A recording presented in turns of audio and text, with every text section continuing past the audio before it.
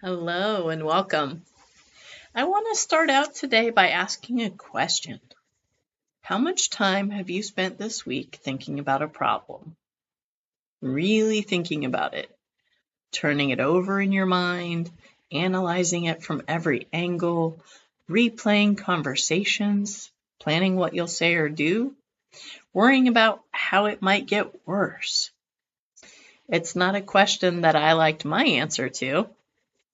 And I think I can speak for most of us and say we can spin our wheels on a problem. We think that if we just think about it hard enough, long enough, thoroughly enough, we'll find the solution. And sometimes we do solve things this way, but often we just end up exhausted, anxious, and still stuck in the same difficulty. And if we do find a solution, it may not be the best one. So we stay locked in, circling the same thoughts, rehashing the same scenarios, feeling the same anxiety. And the problem starts to feel bigger and bigger until it's all we can see.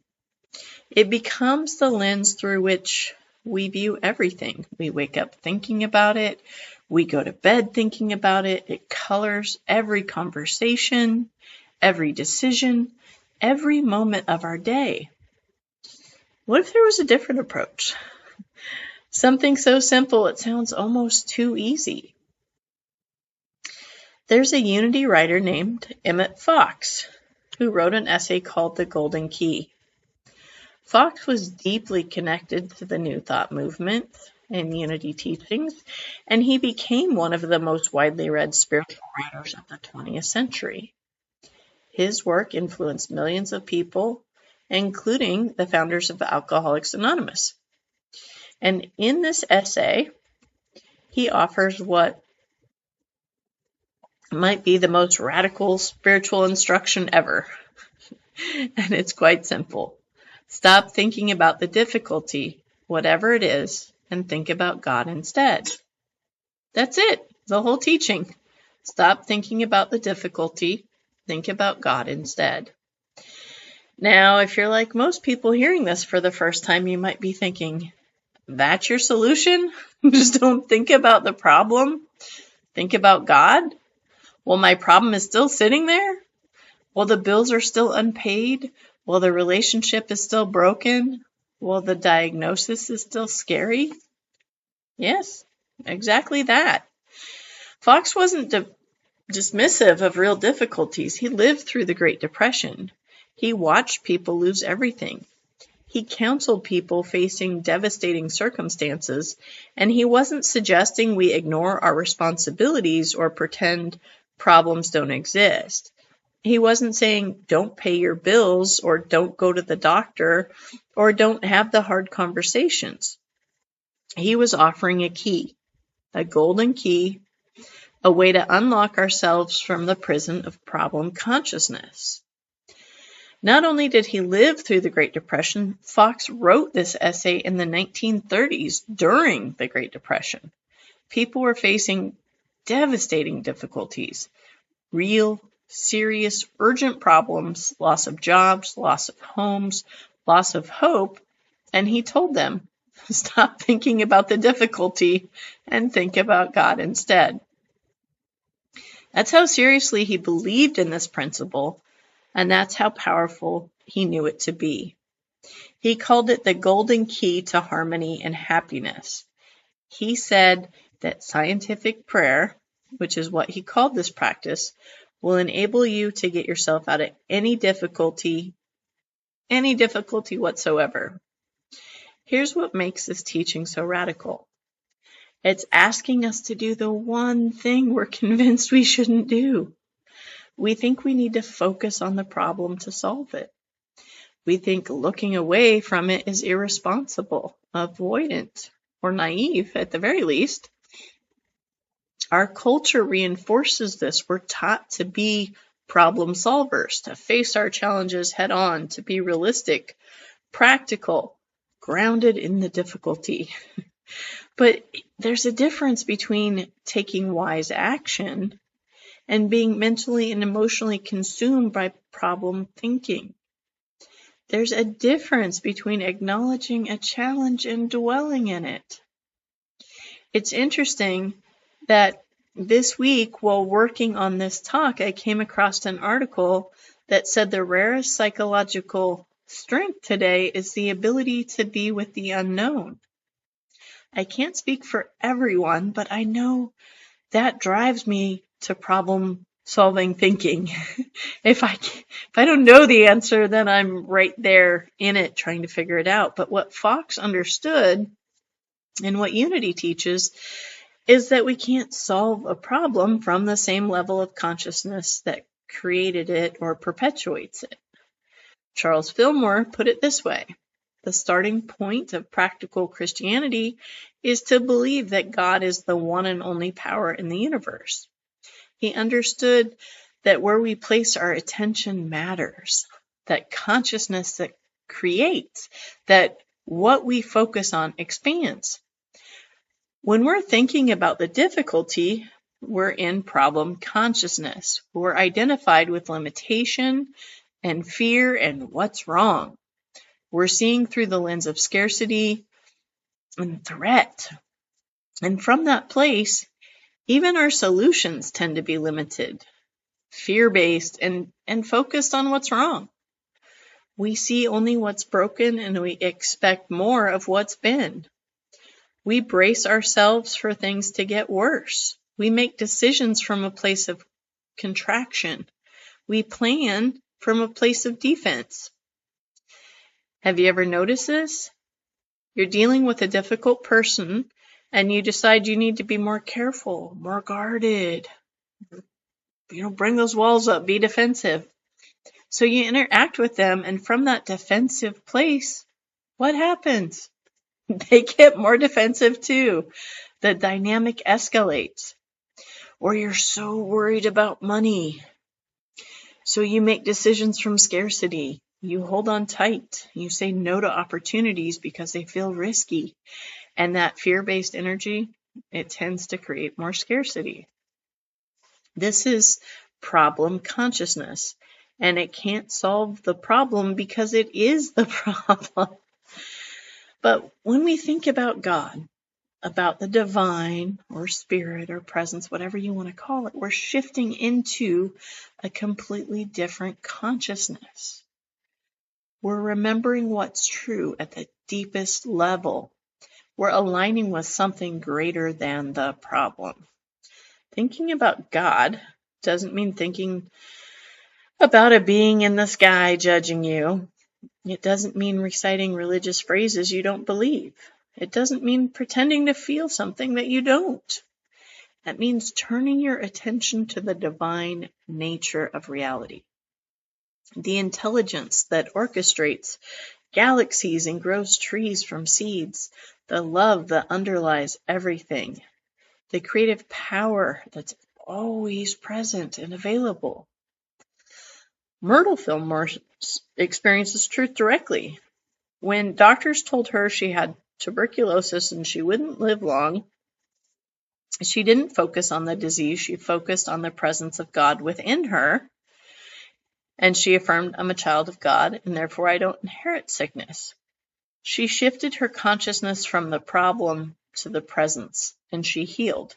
Not overnight, it took 2 years, but imagine what the outcome could have been if she spent that same time focusing on, I'm sick, I'm dying. I have tuberculosis, I'm sick, I'm dying. How do I fix it? I have tuberculosis, I'm sick, I'm dying. How do I fix it? It might have been a really different outcome. So all of this means remembering God is here, right now, in the middle of this difficulty, not separate from it, not absent from it, not waiting for you to solve it before showing up. Here, now, present and available with you. This isn't about solving, it's about shifting. And the shift changes everything. So why does this work? What's actually happening when we make this pivot from problem thinking to God awareness? When we focus on a problem, we energize it. We give it our attention and our emotional and mental energy, our spiritual resources. We make it the biggest thing in our reality, and what we focus on expands. This isn't just spiritual philosophy, it's how consciousness works. Where attention goes, energy flows. What we think about grows. Jesus taught this principle. He said, "Do not worry about your life, what you will eat or drink, or about your body, what you will wear." He didn't say this because food and clothing don't matter. He said it because worry, which is just obsessive problem thinking, doesn't help. And then he said something profound. Seek first the kingdom of God, and all these things will be given to you as well. Seek first. Put your attention there first. Think about God first. The presence first, and everything else finds its proper place. That's the golden key in Scripture. If you spend all day thinking about what's wrong, you begin to see everything through that lens. You interpret neutral events as threatening. You miss opportunities because you're braced for problems. Someone says something innocent and you hear criticism. Someone offers help and you suspect their motives. Good things happen and you wait for the other shoe to drop. The problem becomes your identity. If someone with your identity, you become someone with this problem, that becomes your reality. That's who you are, the person dealing with this difficulty. And it can spread so that other people see you as that identity as well. But when we pivot, we make that turn from the difficulty to the divine, something shifts in us. We step out of the problem story. We stop feeding it our energy. We create space for something new to emerge. The problem doesn't disappear. Not always. Not immediately. Fox is clear about this. But your relationship to it changes, and that changes everything. You know this from your own experience. Think about a time when you were stuck on something, going in circles, and then you let it go for a while. You went for a walk, you got absorbed in something else, and suddenly clarity came, a solution appeared, or the problem that seemed so huge just didn't anymore. That's not coincidence. That's what happens when we stop thinking about the difficulty and allow ourselves to connect with something larger than the problem. Unity teaches that there is one presence and one power in the universe, God the good. Not God in problems, not God in difficulties, just God. Just the divine expressing in infinite ways. That is one of Unity's core principles. God is absolute good, everywhere present. Everywhere. Not just in the good times, not just when things are going well, everywhere. Even here, even now, even in the middle of the difficulty. Charles Fillmore taught, the starting point of practical Christianity is to believe that God is the one and only power in the universe. If God is the only power, then the problem isn't a power. The difficulty isn't a power. It might be real, it might be challenging, it might require action, but it's not a power opposing God. The problems we face aren't separate powers opposing God.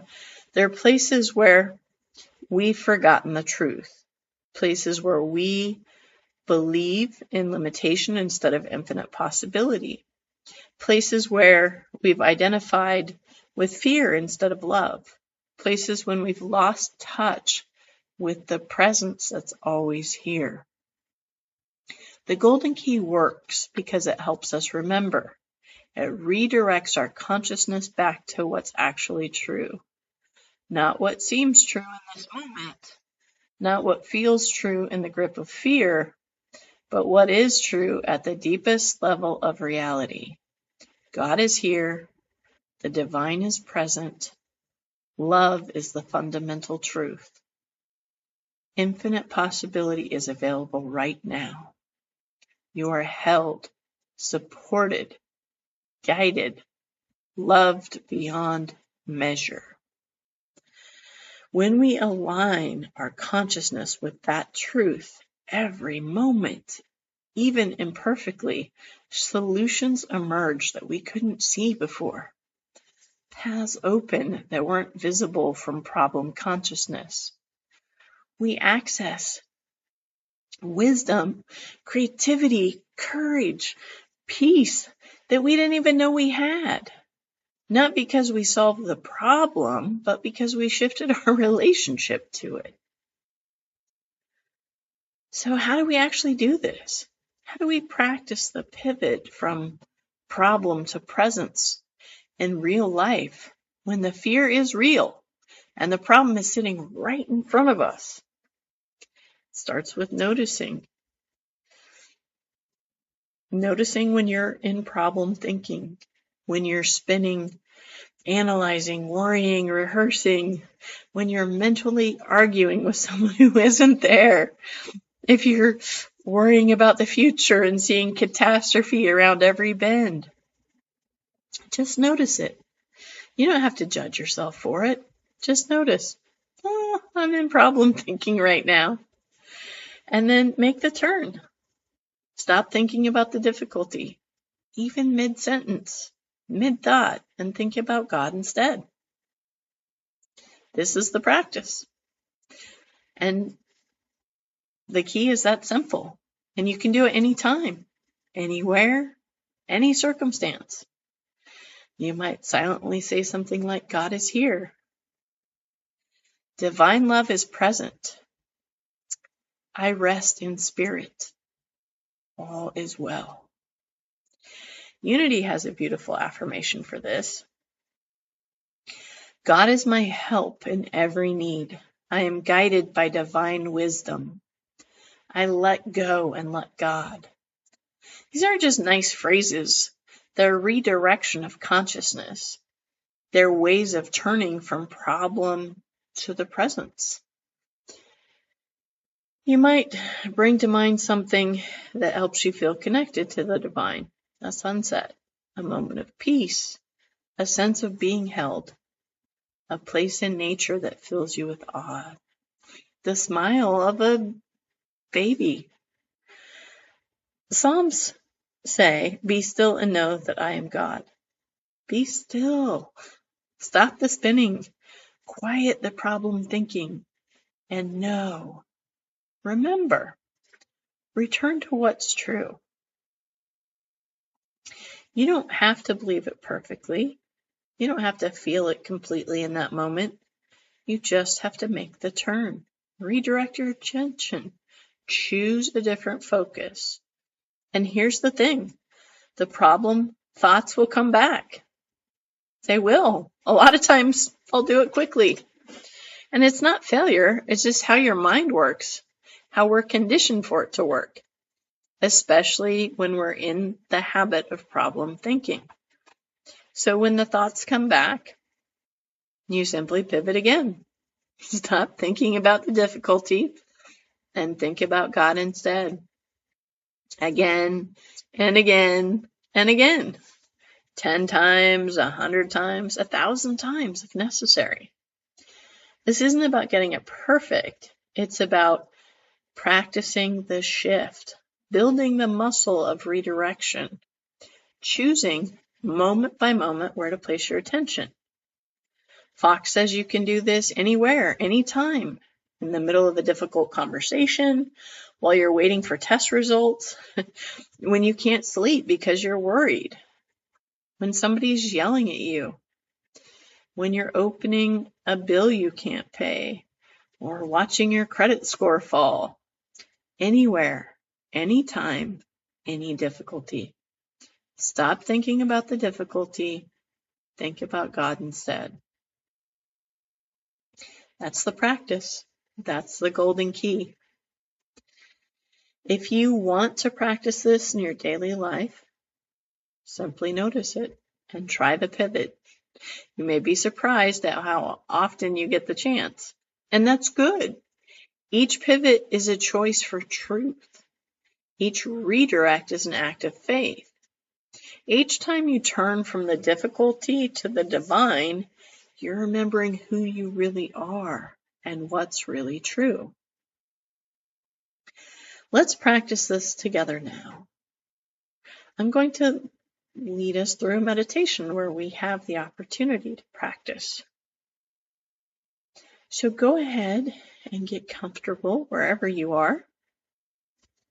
Close your eyes if that feels right for you, or just soften your gaze. Go ahead and take a deep breath. Let your shoulders drop. Let your body settle. And take another deep breath and let it out. Feel yourself relax even more deeply. And take a third deep breath in and release it. Feeling your body so much more relaxed, all the tension leaving you. And now bring to mind something you've been thinking about, some difficulty or challenge or worry. Nothing too overwhelming, just something that's been on your mind lately. Something you've been spinning on. Let yourself feel it for a moment.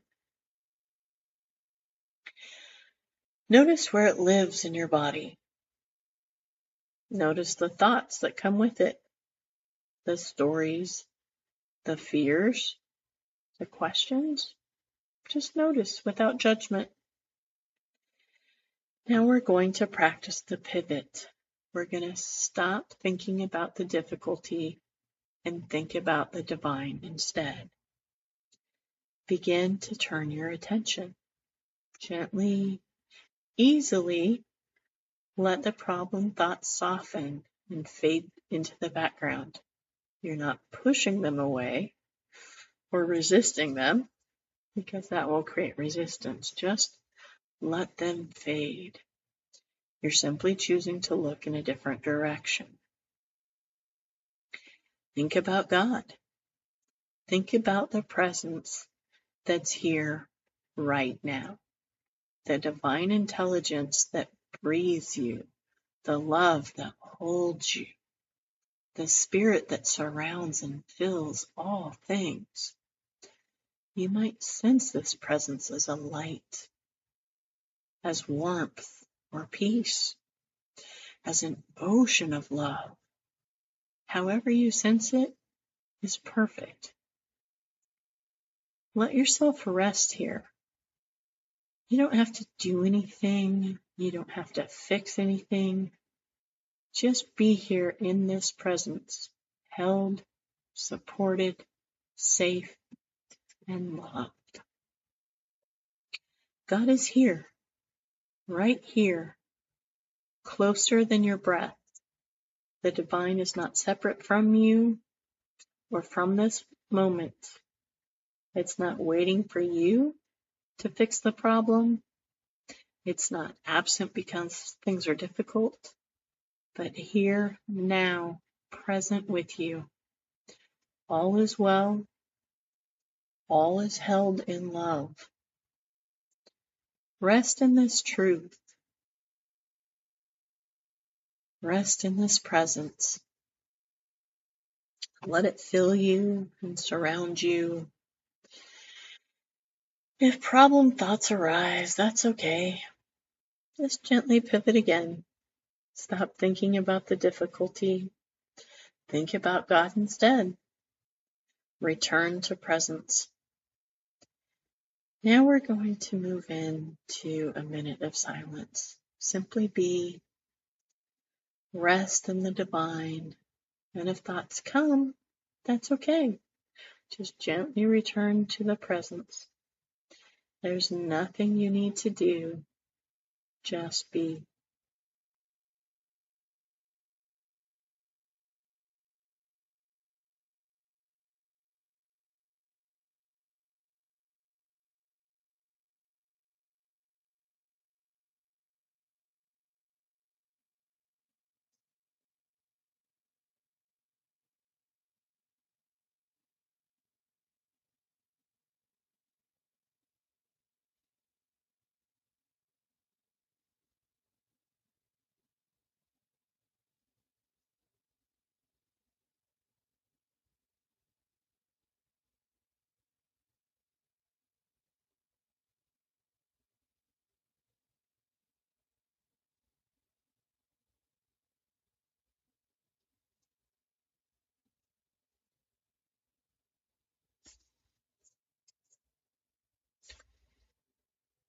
As we return from the silence, know that you can come back to the silence anytime you'd like.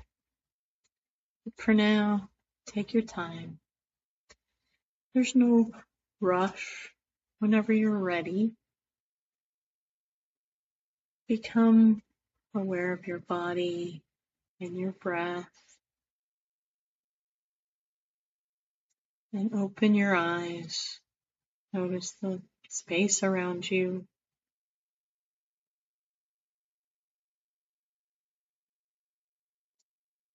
The golden key, like most spiritual practices, is not a one-time practice. It is a way of life or a lifelong practice, however you prefer to look at it. But it's a habit of consciousness, a choice that we make again and again to stop thinking about the difficulty and think about God instead. You have this key now. You've always had it, actually, but now you're remembering it, and you can use it anytime, in any situation, no matter how big or small the difficulty. When you find yourself spinning in problems and in problem thinking this week, remember you have another option. You can pivot. You can make the turn from difficulty to divine presence. You can stop thinking about what's wrong and remember what's true. It's that simple, that powerful. Emmet Fox called the golden key to harmony and happiness, not because it makes all of our difficulties disappear instantly, but because it changes us. It shifts our consciousness. It reminds us of the truth, and from that place of remembering, everything else is different. And so it is. Thank you for being here.